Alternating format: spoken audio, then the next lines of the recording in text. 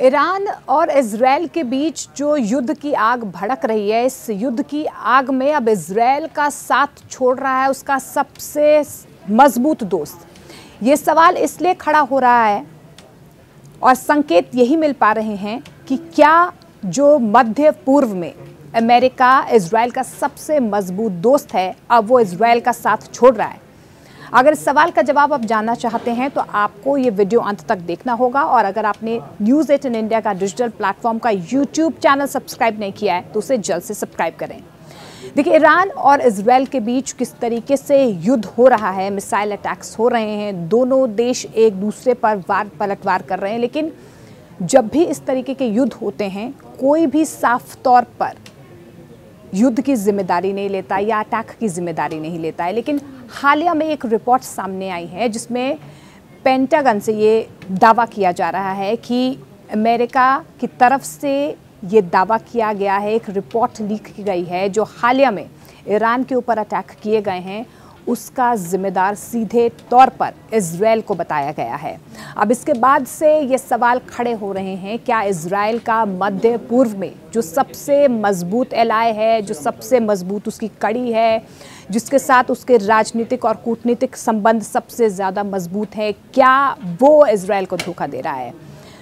अब आपको ये समझना होगा, अगर कूटनीतिक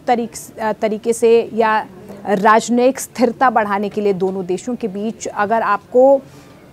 किसी एलाय के साथ आगे बढ़ना है या अपने रिश्तों को और ज़्यादा सुदृढ़ करना है, मजबूत करना है, तो आपको उसकी सेफ्टी, उसकी कॉन्फिडेंशियल रिपोर्ट्स या कॉन्फिडेंशियलिटी को बरकरार करना होगा। ये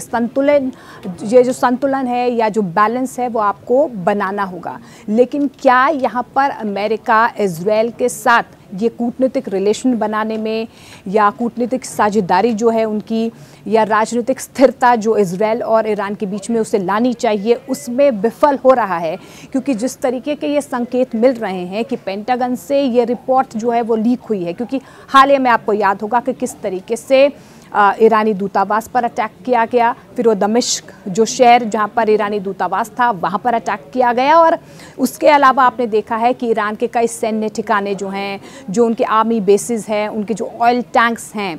इस्फहान शहर में, वहाँ पर भी अटैक किया गया। और जानकारी यही मिल पा रही है, जो पेंटागन से जो रिपोर्ट लीक हुई है उसमें यही दावा किया गया है कि इजरायल ने 24 से 48 घंटे पहले इस बात के संकेत अमेरिका को दे दिए थे कि वो ईरान पर इस तरीके से अटैक करने जा रहे हैं, जिसकी जिम्मेदारी हालांकि इजरायल ने साफ तौर पर कभी नहीं ली है, ना ईरान ने ली है, और ना ही कभी युद्ध में अमेरिका कभी भी इसी तरीके से कोई भी जिम्मेदारी लेता है कि ईरान या इजरायल इस तरीके से अटैक कर रहा है। लेकिन अब पेंटागन की तरफ से ये जो रिपोर्ट लीक की गई है उसके बाद से इजरायल और अमेरिका के रिश्तों में क्या अस्थिरता सामने आ रही है, क्योंकि एक तनाव का माहौल जो है वो पैदा हो गया है। जो स्थिरता आनी चाहिए थी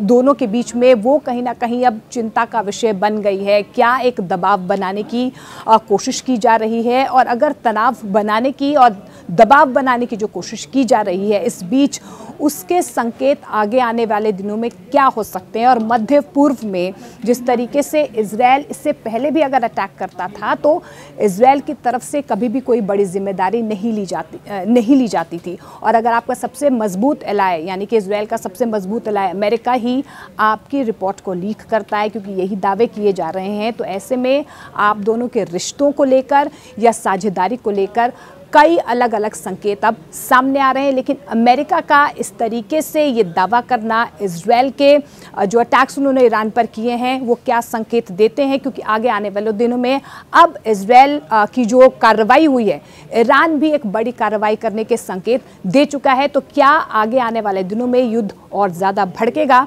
इसके लिए अमेरिका क्या तैयारी कर रहा है या क्या संकेत दे रहा है? इसके लिए आगे आने वाले दिनों में ही पिक्चर क्लियर हो पाएगी।